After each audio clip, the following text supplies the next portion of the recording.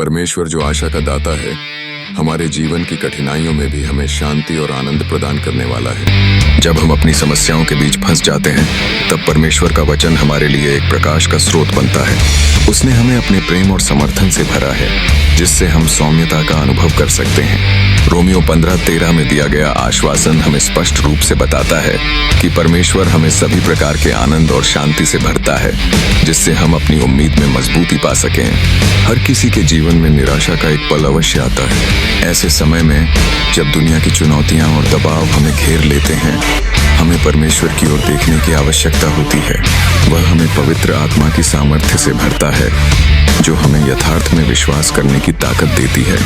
यह अनुभव एक अद्वितीय रूप से हमें शक्ति और साहस के साथ जीवन की राह पर चलने में मदद करता है। जब हम परमेश्वर की ओर रुख करते हैं, तो हम पाते हैं कि हमारी आशा केवल मानव कोशिशों पर निर्भर नहीं है, बल्कि यह परमेश्वर की निरंतर कृपा पर आधारित है। आशा का एक गहरा अर्थ है, यह केवल किसी बात की उम्मीद नहीं, बल्कि एक स्थायी विश्वास है जो हमारे भीतर से उभरता है। जब हम परमेश्वर पर भरोसा करते हैं, तो हमारी आशा बढ़ती है और हम अपने जीवन में और भी उजाले की झलक देखते हैं। यह विश्वास ही हमें आगे बढ़ने की प्रेरणा देता है, भले ही कठिनाइयां कितनी भी गहरी क्यों न हों। जहां एक ओर विश्वालुता हमें हिकारत दे सकती है, वहां दूसरी ओर परमेश्वर के प्रति हमारा भरोसा हमें स्थिरता और साहस से भरता है। जब हम परमेश्वर से जुड़े रहते हैं, तब हम अनुभव करते हैं कि हमारी आशा केवल हमारे शब्दों का समूह नहीं है, बल्कि यह एक अंतर्निहित ताकत है जो हमें हर कदम पर मार्गदर्शन करती है।